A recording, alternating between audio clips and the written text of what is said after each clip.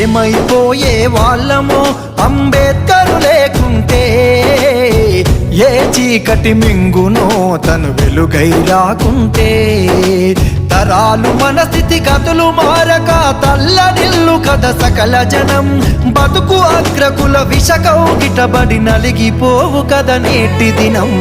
ఏమైపోయే వాళ్ళమో అంబేద్కరు లేకుంటే, ఏ చీకటి మింగునో తను వెలుగై రాకుంటే.